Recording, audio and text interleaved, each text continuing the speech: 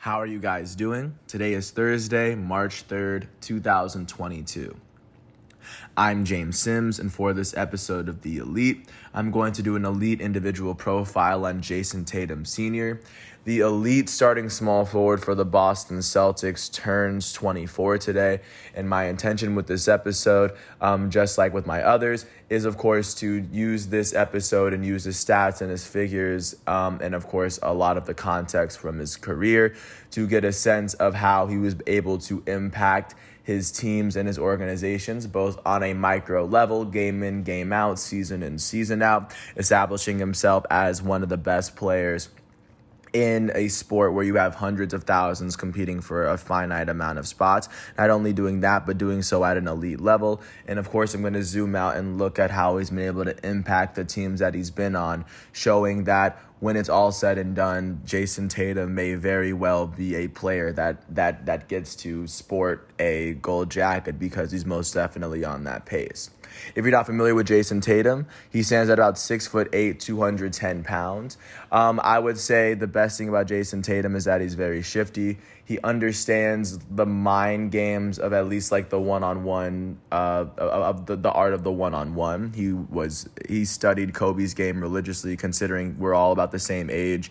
And we grew up watching Kobe. I think and he took a lot of pictures with Kobe growing up. It makes a lot of sense that he modeled a lot of his game off of just the shiftiness, the split-second moves. Even though he's not the quickest, most athletic guy at the position, he most definitely gives it his all, and he does take advantage of his amazing footwork, and he does have an amazing jump shot. He puts everything together, not to mention that he does get his teammates involved. I do think that Jayson Tatum is definitely putting it all together still at this very moment. But even this product right now is still easily one of the best players in the NBA. I digress. Originally coming out of St. Louis, Missouri, he would be regarded as one of the best high school players, not only just in Missouri, but he would be named the Gatorade National Player of the Year, just to give a sense of how good of a high school basketball player he was.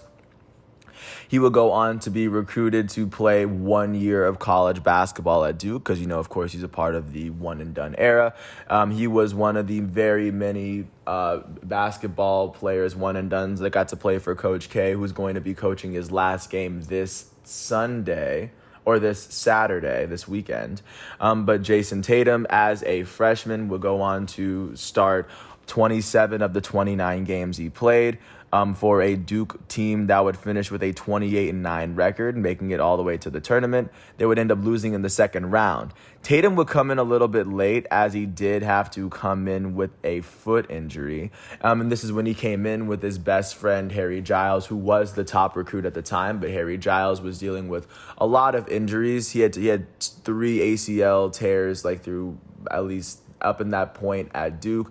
So, of course, Jayson Tatum was able to take that role upon himself to be that number one prospect at Duke that Harry Giles was expected to be, and he most definitely ran with that and would go on to be one of the better freshmen in the country.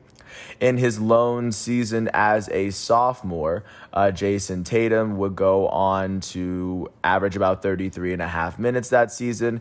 And like I said, Duke would go on to finish this season losing in the second round. But before they got there, Tatum would average about 16.8 points in those 33.3 minutes a game. Those 16.8 points, you would see him do so while averaging 45 points per game on about 12.5 shots per game. He would go on to shoot 34% from three, making about 1.5 threes per game, and he would go on to make 85% of his free throws. So, of course, he was shooting incredibly well. 45, 35, 85 is a very solid shooting line, especially for a one-and-done freshman that's playing a good amount of his games. In the ACC against really good competition, especially upperclassmen. And then alongside his 16.8 points, he would average 7.3 rebounds, 2.1 assists, and over a steal and over 1 block. In that one season at Duke, even though they would end up getting knocked out in the second round, Jayson Tatum would end up making the third team All-ACC as he made the all-freshman team in the ACC. After that season, he would go on to establish himself as one of the best prospects in the 2017 draft. He would be taken with the third overall pick in the 2017 NBA draft by the Boston Celtics out of Duke. After the Celtics got this pick from Sacramento through Philadelphia. This was the year where Markelle Fultz was initially going to, or the Celtics were going to draft Jayson Tatum anyway, so they traded with the Sixers, who wanted Markelle Fultz. So the Sixers got Markelle Fultz, and then the Lakers got Lonzo Ball right before Jayson Tatum. Other notable picks in this draft were Donovan Mitchell, who was taken 13th by the Denver Nuggets, who was traded to Utah out of Louisville. The 14th pick was Bam Adebayo out of Kentucky, as he was drafted by the Miami Heat with the 14th overall pick. Jared Allen, who was just named an All-Star this year, was the 22nd overall pick in the 2017 NBA draft out of Texas, as he was drafted by the Brooklyn Nets. Once Tatum was like I said, Tatum as of right now is the highest drafted All-Star in his class. And ever since he was drafted, he would go on to play he's played his first 5 seasons, including his current season, which is his 5th season with the Boston Celtics. His very first season with the team was his age 19 season in 2017-18. He would go on to start all 80 of the games he played in a season where the Boston Celtics would finish with a 55-27 record. They would go on to make the playoffs. They had won 2 more games in the previous season before they had actually gotten Jayson Tatum. However, in this season, while averaging about 30.5 minutes per game, Jayson Tatum would see himself average about 13.9 points per game. He would also go on to average about 5 rebounds, 1.6 assists, and about a steal and 0.7 blocks.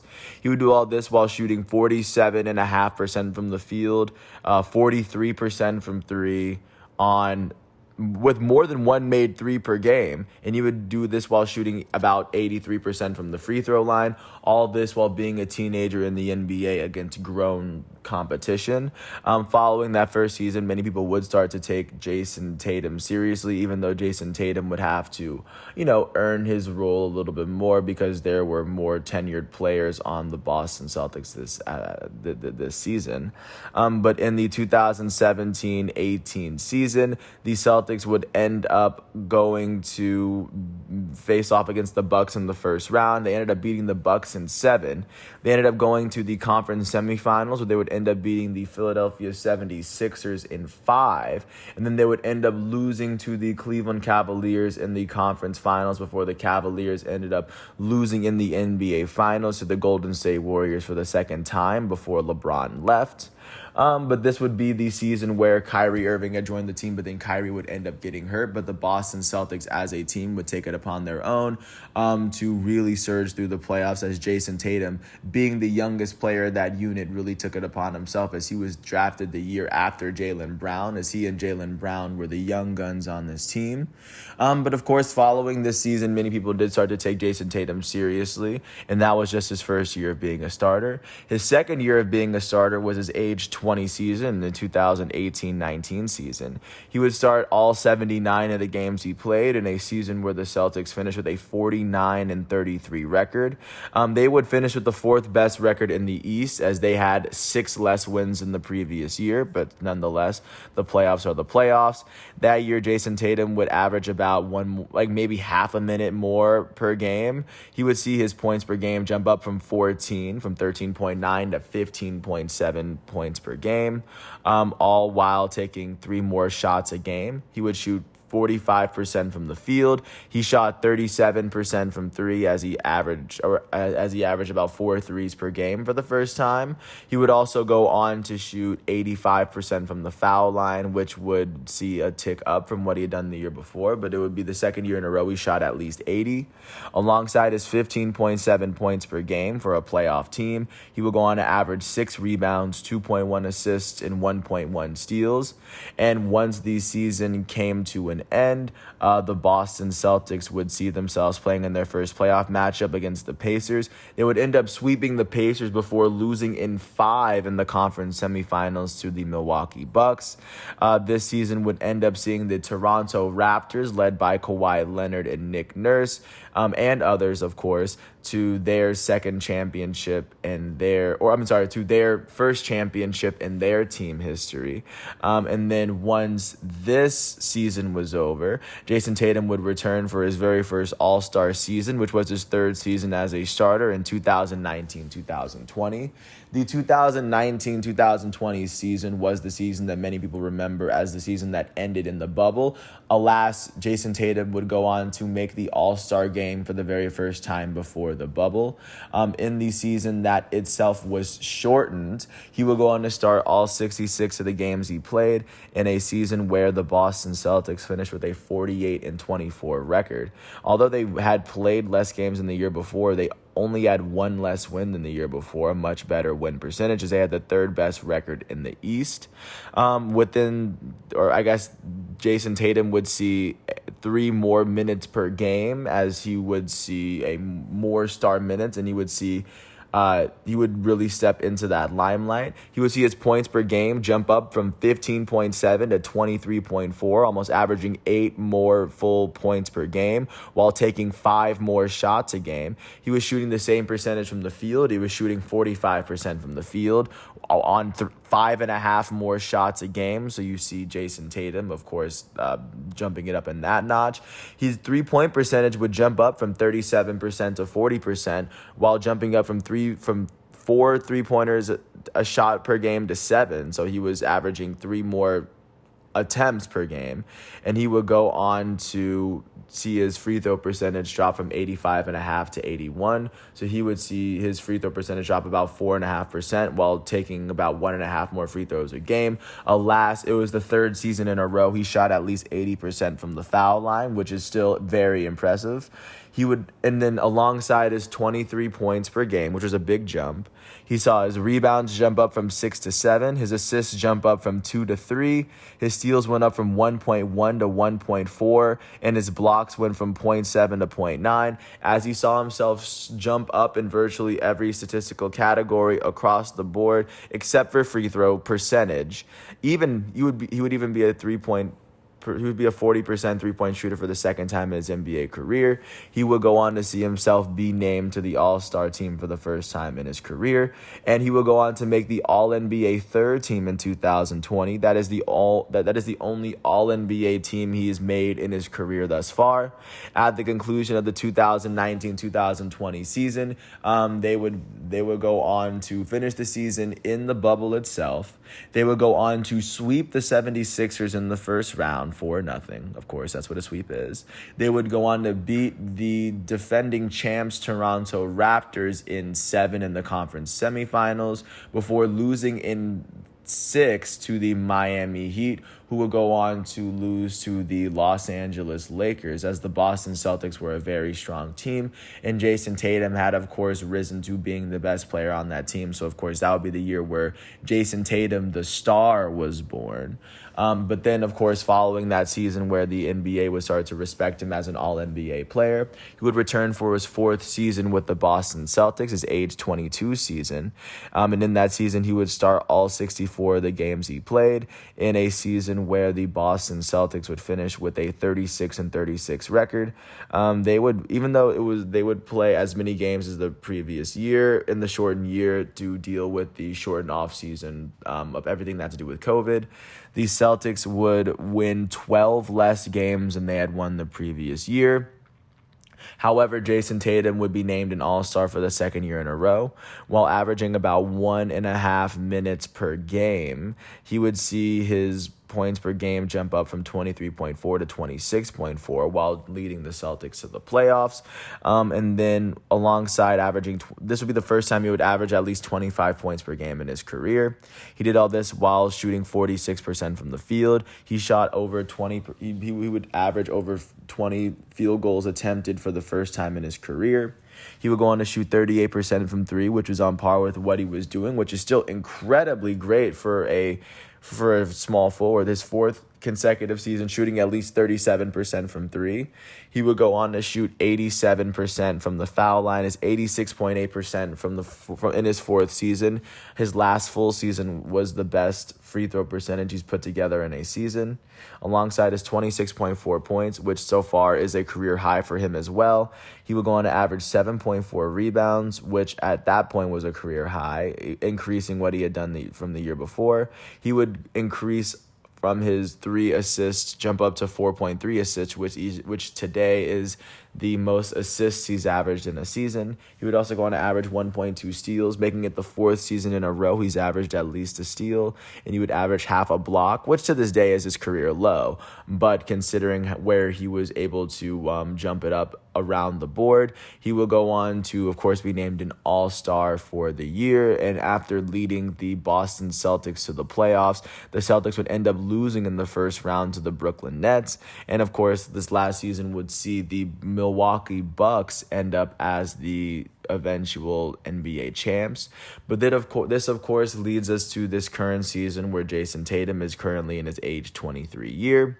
In his fifth season in the NBA, he has just been named and he has just played in his third All-Star game in his career, officially making the majority of his career an All-Star career. So far, he started all 60 of the games he's played for a Boston Celtics team that is holding the sixth best record in the Eastern Conference at the moment. Right now, they are sitting about even with the fifth place Cleveland Cavaliers, a game and a half behind the defending champs Milwaukee Bucks. They sit 4.5 games behind the Eastern Conference leading Miami Heat at the moment, as they are also currently sitting about 7.5 games within the play. So it looks as though they're going to comfortably make the playoffs. As right now they're sitting in that sixth spot, a game and a half ahead of seventh place, whereas they might even be comfortable enough to not even have to worry about the play-in at the moment. And after being named an All-Star so far this year, he would see his minutes per game he would jump above 36 minutes per game, averaging over 3/4 of gameplay for the first time in his career.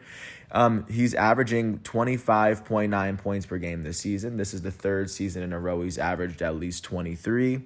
He's doing all this while shooting 43% from the field, on 20.7 field goal attempts per game. On a career high field goal attempts, he's actually shooting a career low in terms of field goal percentage. He is averaging 8.5 three-pointers attempted, and he's also shooting 33% from three. So while averaging the most three-pointers attempted, he's also shooting the lowest three-point percentage he's shooting. He's also averaging the most free throws he's average in his career. He's averaging 6.1, but he's averaging 85% from the foul line, which is about middle of the pack compared to what he's done in his career. This is the fifth consecutive season in which he's averaging at least 80, and this is the third time in his 5-year career that he's averaging at least 85. Alongside his 25.9 points per game, his second season in which he's averaging 25 points per game. He's averaging 8 rebounds for the first time in his career. It's the third time he's averaging at least 7. Fifth year, he's averaging at least 5. And he's averaging 4.2 assists, making it the second consecutive year he's averaging at least 4. He's averaging a steal at the moment, making it the 5th consecutive season he's averaging at least a steal per game, going back to his rookie season.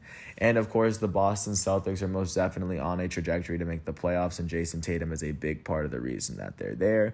But of course, this leads us to where we are now, as of course end of the year awards have not been awarded at this moment, because of course we are still in the middle of the season.